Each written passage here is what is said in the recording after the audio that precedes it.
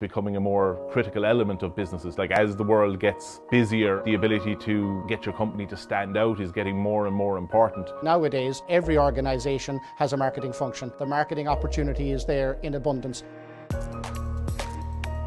MSc Strategic Marketing and Practice is a new MSc programme for business graduates who wish to further specialise in marketing. We realise that students need both the operational skills and the strategic thought to be successful within industry today. A variety of teaching methods will be used in this programme, including lectures by industry experts, blended learning and simulation exercises. It tests you analytically. It asks you to critically think about issues and challenge what you are seeing, so as to be able to come up with creative and innovative solutions that work within a very dynamic and changing environment. What's unique about the MSc in Strategic Marketing and Practice is the practice-based nature of the programme. That offers students the opportunity to undertake a placement and/or real consultancy projects to develop their applied marketing skills to ensure that they can be an effective marketing leader. It's hugely important for students to have a deep understanding of marketing practice when they first start in the workplace. The fundamentals that they learn during the marketing course helps them then to contribute in a meaningful way to the successes of the business from a strategic and an operational perspective.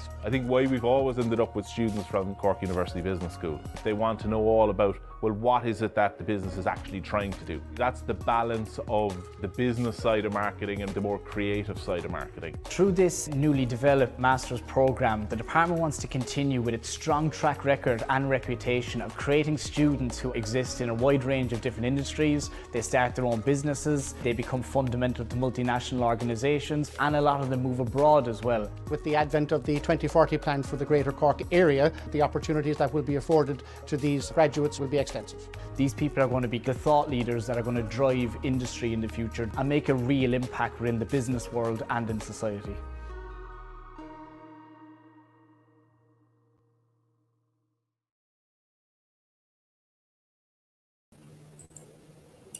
Good afternoon, everybody. My name is Tricia Shaughnessy and I'm the Postgraduate Programme Manager here in Cork University Business School. You're all very welcome to our second in a series of webinars that we'll be running throughout the spring. The next takes place on April 26th at 12 p.m, where we'll be looking at investor and regulatory perspectives on negative interest rates. This will be hosted by our Department of Economics and will cover information on our MSc in Banking and Risk Management programme. Today's event is on disrupting the current landscape in management and marketing, and we'll introduce you to the two marketing programs we have here within CUBS. The MSc in Management and Marketing, which is a conversion program for those who are new to marketing, and the MSc in Strategic Marketing Practice, which is a specialist program for those who have a background in business and marketing already. I'm delighted to welcome our panel, and I would like to thank them for their time in engaging in this event today. We have Dr. Linda Murphy, who is the Programme Director of the MSc in Management and Marketing, Dr. Helen McGrath, who is the Programme Director of the MSc Strategic Marketing and Practice, Dr. Dave Alton, who is a Marketing Lecturer with the Department of Management and Marketing, Will Noonan, a Senior Marketing Manager at Malwarebytes. We're also delighted to have a few current students with us. We have Chloe Cashman O'Callaghan, who is a current MSc Management and Marketing student, and also an FDC scholar. You'll be hearing a little more about our FDC scholarship during the webinar. Finally, we're joined by Kirsty Foley and Elaine Murphy, who are current MSc Strategic Marketing and Practice students. So just a little housekeeping before we kick off. Feel free to pop any questions you have inside the chat function, and we'll do our best to answer them all during the webinar. If we don't get to all the questions, they'll be answered directly after the webinar. If you are interested in applying for either of those programs, the application process is actually quite simple and straightforward. You apply online at www.ucc.ie/en/apply. Decisions and deadlines are made on a rounds-based system, and the next cut-off date is the 4th of May. But I would advise you to apply as soon as possible, as we will be closing the programs as soon as they're full. So just to kick off, I'd like to introduce you to Dr. Linda Murphy, the Programme Director of the MSc in Management and Marketing, and Dr. Helen McGrath, the Programme Director of the MSc Strategic Marketing and Practice. Thank you both very much for joining us today. Good afternoon, and both Helen and I are delighted to be here. As Trish informed you, I'm the Programme Director of the MSc in Management and Marketing. The MSc in Management and Marketing is a 12-month master's programme aimed at students who have not studied business in their undergraduate. In previous years, we've had applicants from a variety of backgrounds, such as engineering, pharmacy, the sciences, arts, drama and theatre studies, and a lot of our students come directly from their undergrad into their postgrad. And we've also had some applicants further along in their careers who've taken time out to come and do this programme full-time. There are two parts to the programme, part 1 and 2. Part 1 is delivered over semester 1 and 2, and students are introduced to modules such as the foundations of management and marketing, project management, strategy, digital marketing, ethical issues in business, and research, market research, to name but a few. Part 2 consists of a 30-credit applied research project, and typically this would run from April to September. The applied research project is a super opportunity for students to take a real-life problem, working with an industry partner, and conducting some research and coming up with some focused solutions for our industry partners. Personal and professional development is a key part of this programme, and there's a standalone module dedicated to this. Placement has always been integral to our programme, and in part 2, students have the opportunity to apply for placement, and we have a dedicated placement manager, Gillian O'Mahony, who works with our students in helping them to secure placement. For the applied research project, students may take 2 routes. So for those who are successful in securing placement and supported by our colleagues in careers, they may base their applied research project on their placement organisation. And for those who do not secure placement, they may conduct a project in conjunction with one of our industry partners. So just to give our potential applicants a flavour, so this year we currently have students on placement with a number of international and local companies. You'll be hearing from Will Noonan later in the webinar from Malwarebytes. Our students are placed with Dell EMC, Ervia, Virgin Media, and we also have some more local companies there as well. And then our industry partners on the applied research project include some local SMEs such as Mars Coffee, Blair's Inn, Cully and Sully, and we also have a number of projects with the UN with their Sustainable Development Goals Unit, the Academy. Later in this webinar, as I said, I'm delighted to be joined by Will Noonan, who's the Senior Marketing Manager at Malwarebytes, and our current MSc Management and Marketing student, and Jack Murphy, FTC Scholarship recipient, Chloe Cashman. All EU students who achieve a 2-1 or above in their undergrad may apply for the Jack Murphy FTC Scholarship, which pays their fees as well as a stipend, and also provides an opportunity to gain some experience with the organisation and base their applied research project on them. There will be a link posted in the chat for more details, and the deadline for the scholarship is the 21st of August, and full details of the process will be posted in the link. I will be delighted to answer any questions later, and for now I'm going to hand you over to my colleague, Dr. Helen McGrath, who is the Programme Director for the MSc in Marketing Strategic Practice.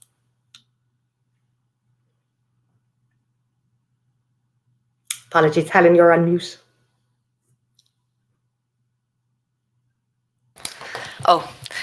Good afternoon, as I said, everybody, and thank you for joining the webinar.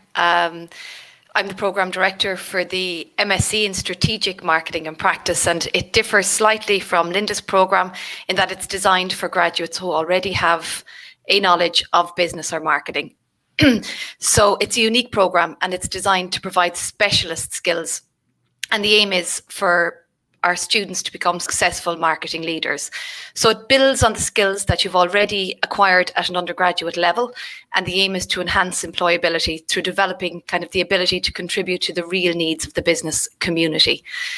So similar to Linda's programme, it's broken up into part 1 and part 2, and part 1 is specialised modules which would include consumer behaviour theory and practice, business to business relationship marketing practice, digital marketing practice, applied strategic marketing, a simulation module, and so on. And part 2 is the applied research project, which again is based on a placement or is based on working with an industry partner to solve real problems. And I suppose there's a lot of action learning, there's blended learning, there's interactive learning. Naturally enough, this year there was a lot of interactive learning, hopefully not so much next year. But the aim is to develop kind of valuable personal skills necessary for marketing careers. So analytical capabilities, problem solving skills, critical thinking, communication skills, IT skills, and the ability to kind of manage major marketing projects. The minimum requirement is a 2H1 in an undergraduate degree, and that degree ideally is in a business or marketing area. Of course, with relevant work experience, we also consider applicants. So it's a one-year program, as I said, broken up into the two pieces, the placement or the working with an industrial partner. And we'll speak to that again when we speak to the current students on the program. But for the moment anyway, I'm going to introduce our first guest speaker, who is Dr. Dave Alton, and he is going to speak to Click Culture, Disrupting the Current Management and Marketing Landscape. Thanks, Dave. We're getting on, guys. Just give me 2 seconds there now. Let me share my screen.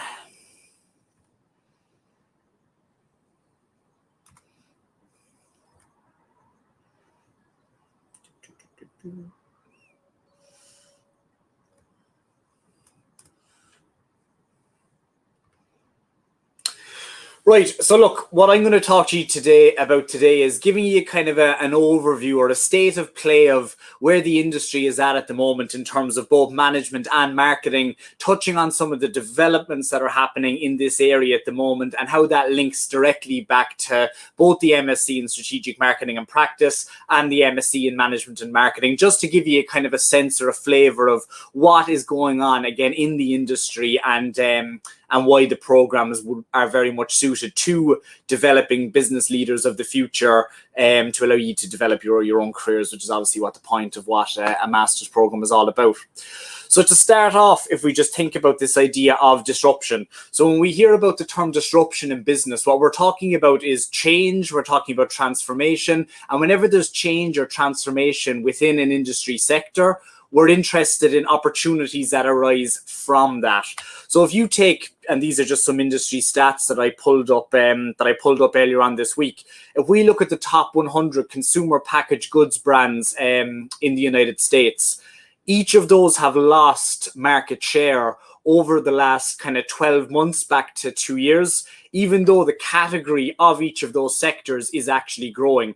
This means that there's a huge amount of opportunities there for smaller businesses, SMEs, to essentially unbundle a lot of the marketing power that would originally have originated with the likes of Unilever, Procter & Gamble, and so on and so forth. And we've seen that a huge amount, particularly in Ireland over the last number of years, where business startups, SMEs, local businesses have managed to internationalize, nationalize, or even globalize based on the opportunities afforded by things like e-commerce capability and so on and so forth. So that's the first point I want to make. The world is very much changing. The world is smaller. And as global opportunities emerge, there's more opportunities for our graduates to make a real impact within the business world, whether you're working with a small business in Cork, an SME, or an upcoming startup, or whatever the case may be.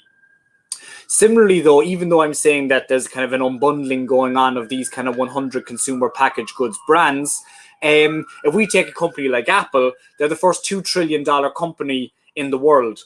So even though there's a huge amount of, I suppose, diversification happening in terms of different categories and the opportunities afforded because of that, there's also a huge amount of concentration going on within the technology sector, as has been seen by the growth of companies such as Netflix, Apple, Amazon, and so on and so forth, which has been kind of exaggerated over the last 12 months during COVID. And if I'll give you a stat just to kind of show how disruptive this kind of process has been. So before COVID, the e-commerce penetration rate, i.e. the amount of goods sold on the retail market in an online environment, was somewhere between 10 and 12%. During COVID, that has gone up to 35% and is going up to as much as 60% in certain industries or certain sectors. What this effectively means is that there's a huge amount of opportunity for these SMEs, again, to globalize, and there's a huge impact that you can make in even local businesses because of this internationalization opportunity. So all I'm going to go through now is go through some of the key trends that have happened in industry over the last number of number of months, and how that's going to link into the either program that you're going to take in September. So as a starting point, we all live within what we refer to as an attention economy.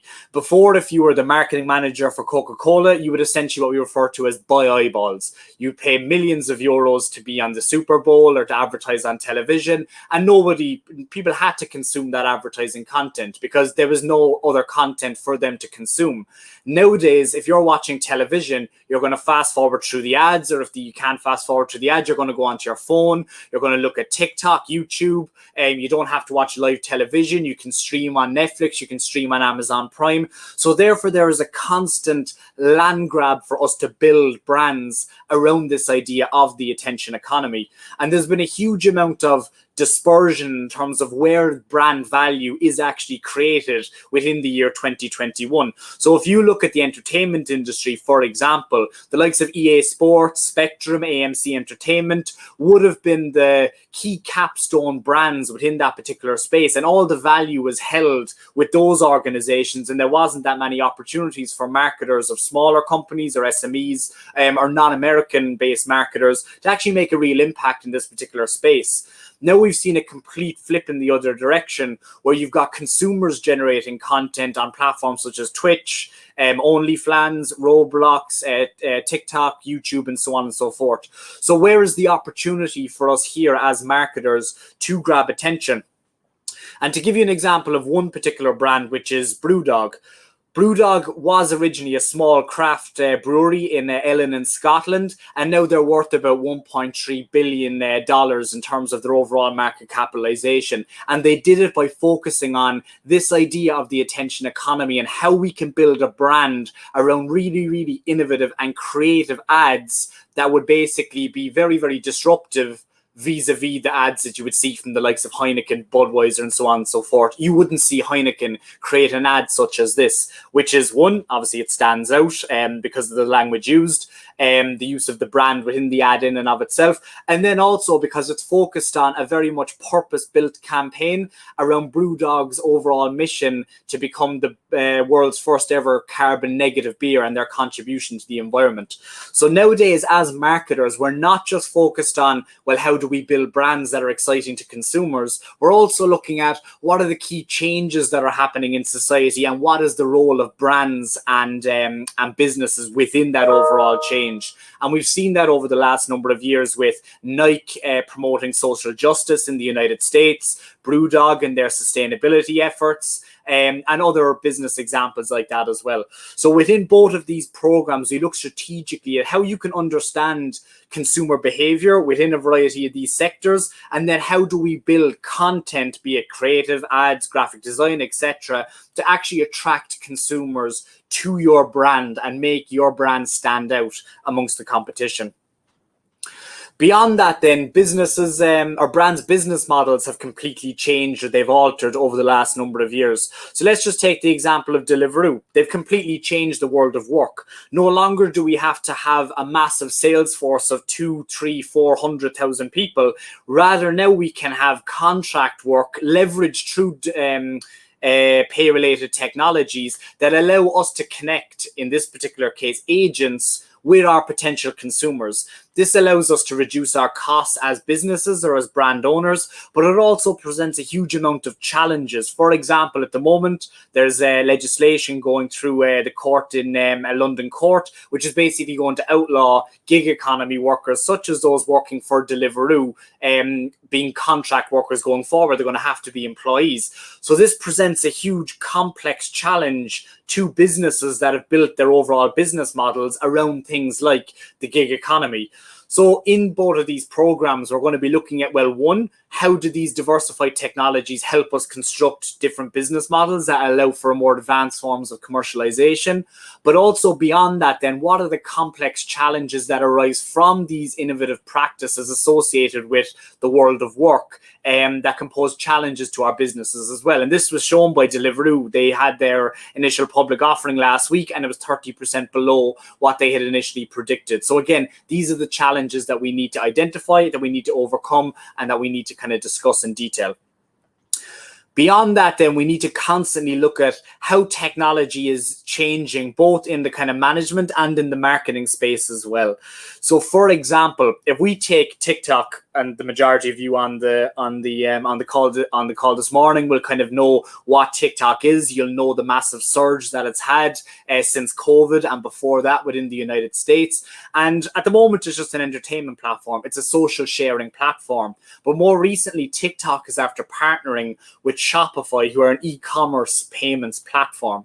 So what this kind of shows us is that there's going to be a way for businesses in the future to leverage the content that their potential consumers are creating to sell more products and services. So for example, if I was to create a TikTok around something around cooking, I could tag in a particular brand of knife or a particular instrument or a particular ingredient or a particular local business that I bought from, tag them into that particular post, and then allow someone buy directly from an e-commerce platform via TikTok, and then I would be paid for referring that client to you. So again, something that we've never seen before in the world of business, consumers reselling into their own following, shall we say. And again, with marketers, how do we deal with the complex challenges associated with that?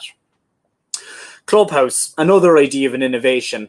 If you take the event space at the moment, and we're all doing this online with Clubhouse, which allows people to have conversations via an audio kind of an event that is set up online. Is this going to disrupt conferences in the future? Is it going to disrupt events into the future? Is it going to interrupt how many people we can interact with in sales meetings and so on and so forth, how we sell into consumers? So again, we need to monitor, measure, and understand how technology is developing, and then how we can use that and leverage it to, again, advance and help the commercialization of our overall business. Switching to the management side then for a second, we're all used to Zoom calls, we're all used to going on Google Meet or MS Teams, and a lot of people are using this phrase working from home. I saw someone yesterday on Twitter saying, are we working from home or are we actually living at work? And again, the challenges that are going to arise from this in the future are very, very interesting. A lot of companies are saying that, well, we're not going to go bring people back onto site. We want people to work from home. It gives them more flexibility. Whereas in actuality, if you look at the research and you look at the data, Gen Z and millennial consumers in particular, we want to go to work. We want to have relationships with people. And it's very hard for you from a strategic management perspective or from a leadership perspective to actually try and motivate employees, to get employees socialized into an organization. And how do we track employees' performance? How do we know if they're getting on with their colleagues? If every interaction is more transactional rather than being relational in this particular instance. You've also got other issues that emerge from this as well. So for example, diversification is something that emerges from people working together from different cultures, nationalities, ethnicities, and so on and so forth. When everyone is working from home, those relationships aren't established. So again, what challenges are presented to organizations are topics that we will cover in both of these programs going forward. And then finally, then, just to kind of wrap up a small, but we all live now in a data-driven world, and everything that we consume is somewhat driven by data. Within both of these programs, and this might seem quite manipulative, we are going to be looking at the various ways that we can capture consumer data online, that we can profile different consumers, and then target them with the various products and services that they are ultimately going to purchase, and be able to measure all of that. Our ability now as marketers to see, well, this person viewed this podcast, then they went onto this website, then they saw this ad, and then when we served them up this ad, they ultimately ended up purchasing. That's the kind of granularity of data that we now have about each and every consumer, and we can use that data to inform about our overall brand strategy, our business strategy, and the commercial opportunities that may be presented to us into the future. Finally, then, I just want to kind of comment on the value of both of these programs. And again, obviously, I am biased being a lecturer on both of these programs, but I think what's really, really interesting and something that employers always look for when they're hiring talent, and that's this idea of variance. If you go into an organization and you have two different skill sets that don't necessarily often go together, or you have an advanced skill set, then that is going to make you stand out and diversify within the organization. If you take the MSc in Management and Marketing, all the students taking that have a background in science, law, art, something that is not related to business. If you can combine an arts degree or you can combine something in the sciences with a business degree, all of a sudden that is something that is incredibly attractive to employers because there's a diversification of skills that don't usually go together. Similarly with the MSc in Strategic Marketing and Practice, if you have specialized in, for example, a business studies degree or IS or something like that, you have the base business knowledge, but then you can specialize in something like marketing, giving you the strategic and operational skills that allow you to be really, really impactful for whatever organization that you ultimately end up working for. So again, that's something that I would really focus on and think about. If you're thinking about a master's program, what program allows me to invest in variance and diversify my talent that is going to allow me to kind of stand out amongst the crowd when I'm going for a job, when I'm in an organization, and ultimately climb that career ladder and become a business leader in the future. Thanks for your time, and I hope you enjoy the rest of the webinar.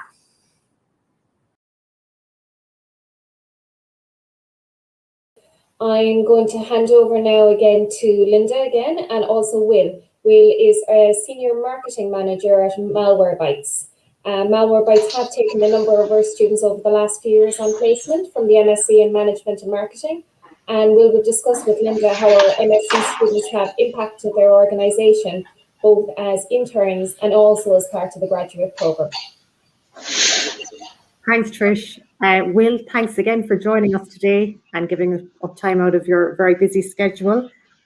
As Trish said, over the years, Malwarebytes has taken a number of our students and, you know, you're one of our returning placement providers to the programme, and we're really grateful for that. Before we get into our students, can we just, I suppose, if you could tell us a little bit about yourself. You are from a BIS background and you ended up in a senior marketing role. So I think for applicants applying to the MSc in Management and Marketing who are not studying business, you know, it's kind of it's interesting for them to hear about your journey. Yeah, I suppose, first of all, thanks very much for having me. And it has been a very interesting journey. So originally, I actually studied mechanical engineering and switched over to business information systems when I realized that that wasn't for me. And from there, and studying that is how I got into the industry that I'm in now. So I interned with Trend Micro many years ago. I can't even care to, I think it was 2006. And as part of that internship, they actually took me back as a full-time recruit following completion of my degree. So I've worked in 5 roles across sales and marketing in that company over 9 years, culminating in managing their consumer business. So my responsibility was retaining over 300,000 customers across Europe, Middle East, and Africa, and dealing with all the complexities of digital marketing and email marketing that presented. So it was very much a journey of, I suppose, my aim was always to get as broad experience as I can and try and bring some of the different background and thinking that I had to any role that I had. So that brought me to Malwarebytes, where I actually joined as a marketing manager for Germany, Austria, and Switzerland, which presented its own challenges, one of being the fact I don't speak German. But it was brilliant to actually navigate a different culture, different experience, and that led to me being promoted to senior manager across EMEA, and that's brought us to today. So that's my story in a nutshell. And I suppose for, you know, when we think about our MSc students, and, you know, as we said, you've 5 on placement with this year. You know, why the MSc in Management and Marketing? Like, why do you come back? I think it's what Dave talked about earlier. It's the variance in the candidates, right? So even interviewing this year, I interviewed a lot of candidates, and it was one of the hardest decisions I've ever made, was to select just 2 people. We're lucky enough to have 5 from this course, and we've had interns for the last 4 or 5 years. So like, just to give you background on our 2 interns this year, one has a background in psychology and has many degrees and masters, and then we've my other intern is a pharmacist. So it's like totally different backgrounds, but I actively look for that because I don't want, I suppose, we don't look for people who think the same as us. We want differing opinions, and those 2 people are already bringing us, I suppose, a different thought, a different outlook, and we're applying a lot of that to what we're doing now. We actually, our marketing executive is also a former intern. So she joined us 3 years ago as a sales intern and has transitioned over to the marketing department, and she's indispensable now. So it's fantastic. And I think it's great to have you here today. And I suppose just, for anybody watching to see the opportunities in doing a course like this, people might not think, Malwarebytes, in terms of like the security, like what you do. Yeah. And so, that's just, a flavor of some of the organizations. It's huge. It's huge.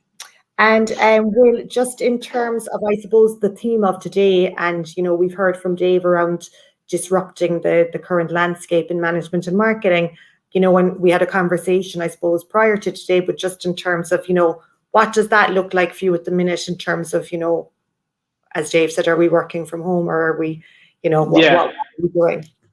Yeah, it's been quite a journey. And I suppose everyone is living in an insular world at the moment where we're not very aware of what's happening in other people's lives from a work perspective and how they're balancing that. So I've been very fortunate in the fact that I live out in the countryside. I've got plenty of roads to run and stuff like that. But since March 12th last year, we shut down, as in everyone went home. Our company has been very good in their treatment of this. They said they'll give us 3 months notice when there'll be a return to office, and it's very much about gauging how people want to work. So what we don't realize is that there are a lot of people who are house sharing, that have families, small families, and it's not always convenient to work from home as well. So it's about finding that balance and what works for that, And what are some of the challenges as a manager yourself that you've encountered?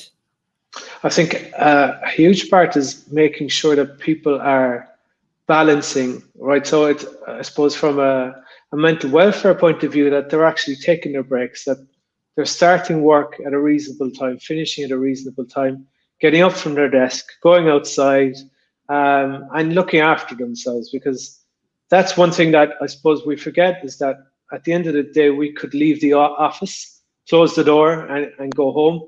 We can't do that anymore. We've got it's too easy to look at your phone, look at your laptop, and pick up where you left off. So that's been one of the real challenges. And Will, just finally, for anybody watching today, what kind of advice would you provide in terms of, we spoke about, like now there's huge global opportunities. So I suppose in terms of career advice, while we are living in a pandemic, there are a few upsides, particularly in certain roles. So if you wanted to maybe comment on that. Yeah, absolutely. I suppose in the reality that we're living in now, it's always good to have an opinion to play to your strengths. A huge part that people should probably focus on is self-promotion and self-marketing. It's something that a lot of us are not very comfortable with. I'm not very comfortable with it. But it's about putting yourself out there. Don't be afraid to ask people questions. If any of you would like to reach out to me, I'd love to chat with you. It's about, I suppose, engaging and putting it, making that first move, which will really help you. So don't be afraid to reach out to people that you don't know. Ask for advice. The worst they can say is no. So give it a go and see what happens. That's great, Will. And thanks again for your time today. And, and thanks to Malwarebytes. As I said, you're taking your students over the last number of years. And, I've mentored students there myself, and they've had a fantastic experience. So thanks again for your time today. You're very welcome. Thank you. You're welcome. So now I am going to introduce our current MSc in Management and Marketing student and recipient of the Jack Murphy FTC Scholarship. So I'd like to welcome Chloe Cashman. Thanks very much, Linda. Hello, everyone. And firstly, I'll just basically introduce myself and I suppose my background. So I done my undergraduate degree in sociology and psychology in UCC.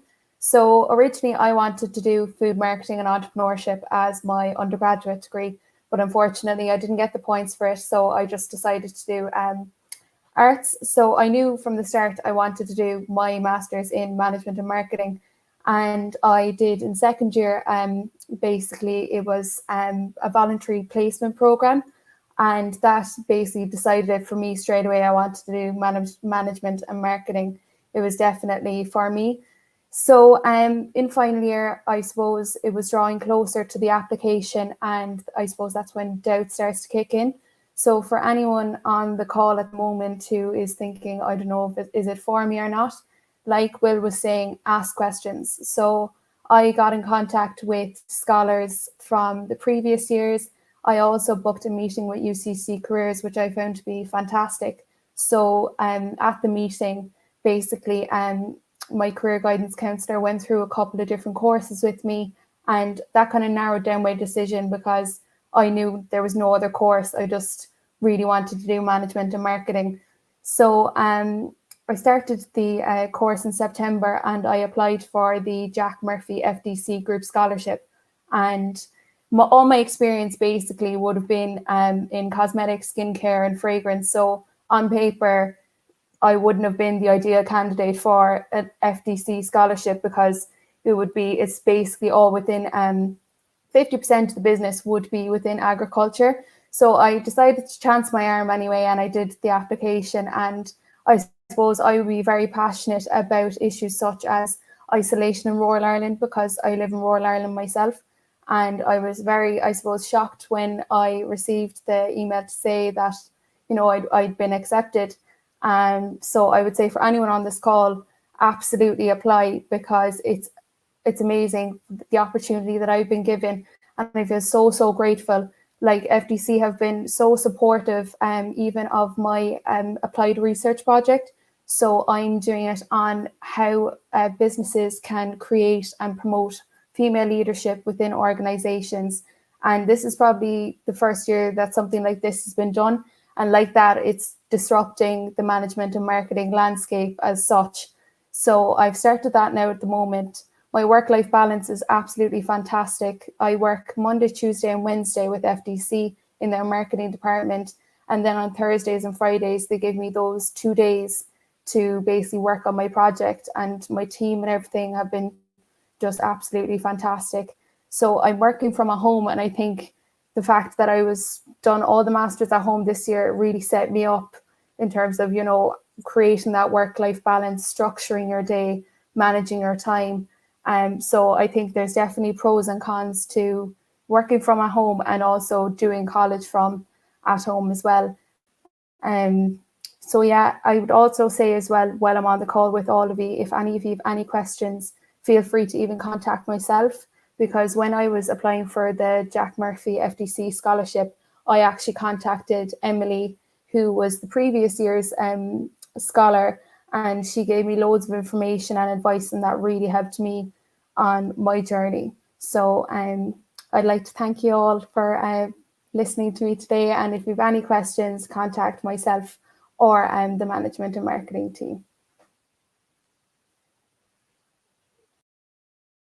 So much, Chloe, for sharing your experiences.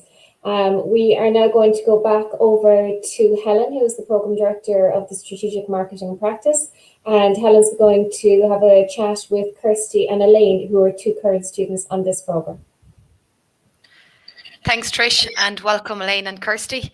And thank you for taking time out of your busy day to join us today. So I'm just going to start by asking a simple and straightforward question, Kirsty. Why did you select this particular programme? So just a brief introduction, I suppose, to myself. I actually did business studies undergrad at the University of Limerick. So when I think, I was finishing up final year, the pandemic had hit. And to be completely honest, I actually just really didn't feel like ready to go into a workplace. And I really loved my major, which was marketing. And I wanted to explore the marketing environment that bit more. So I started looking at masters, and the Strategic Marketing and Practice this program stood out in particular to me because it was quite broad, and I noticed like we studied 12 subjects modules, so we had 7 modules in the first semester and 5 modules in the second semester, and they're all completely different, and they offered a really broad view of marketing on a macro level, which is what I liked. And I noticed when I was looking up the masters that, you know, a lot of masters honed in on a particular aspect of marketing. So there is a lot of masters geared towards digital marketing or some other element of marketing, but I really wanted that broad knowledge of marketing, and I thought this program was just perfect for that, and it definitely exceeded my expectations.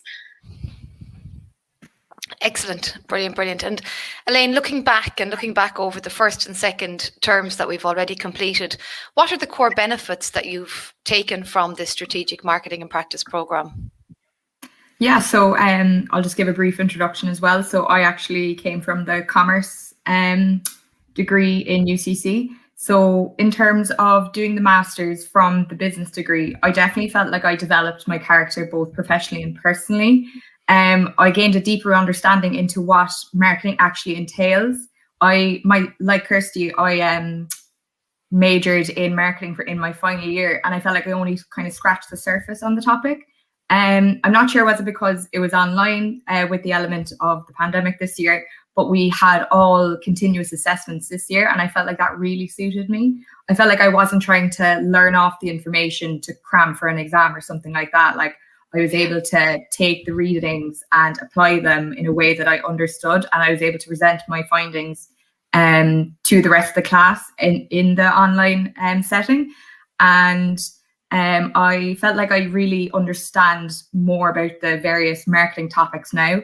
On a personal level, I definitely felt like I developed my character in terms of my confidence and my individuality.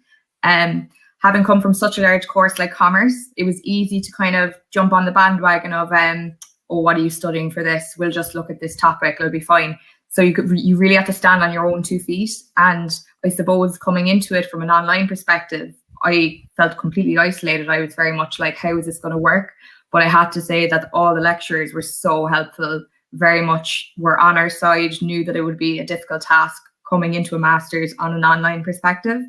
And if we had any troubles, maybe extending a deadline, they were more than happy to oblige. So I really liked the supportive aspect of that. And I suppose with the confidence element, we had so many presentations that we had to present live to the class. I really liked that aspect because it's definitely helped me fuel my confidence and present in a setting like this, like the webinar. Excellent, thanks Elaine. And do you have anything to add, Kirsty? Yeah, definitely. I think just on Elaine's point of like, you know, applying your knowledge to practice, this course has been so practical. And as I said, when I finished my undergrad, I didn't really feel like 100% ready to go into a workplace. But because how practical this course is, I mean, for a lot of our assignments, we actually had to go out, interview people within companies, identify a problem within that company and provide them with a solution. And like with more than like with 3 or 4 of our projects, it was like based on that, like working with a company. And then on top of that, we have an applied research project that we're doing at the moment. And we have to spend 3 months working on that in conjunction with the company.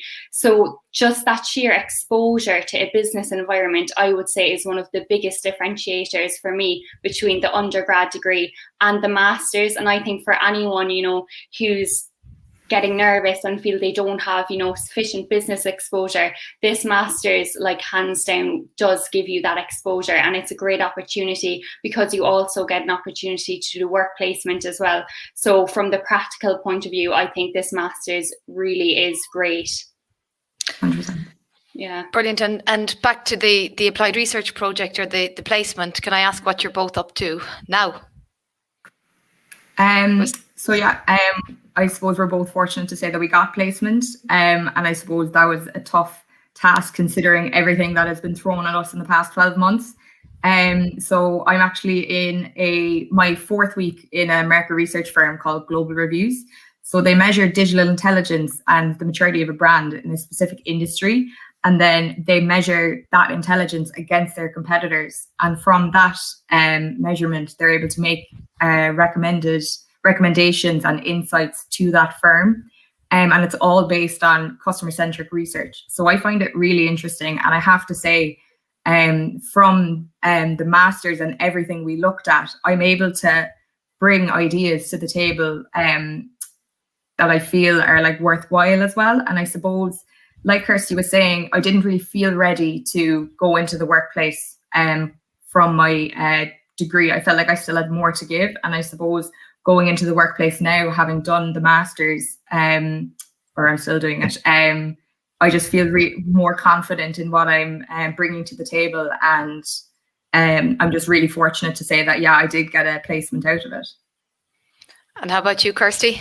Yeah, so I'm actually working in Malwarebytes. So I'm not on Will's team. I'm on the sales team, which is kind of funny because I did the marketing degree. But what's great about it is like the masters prepared me for a sales role as well. Like all the presentations, we studied business to business relationships.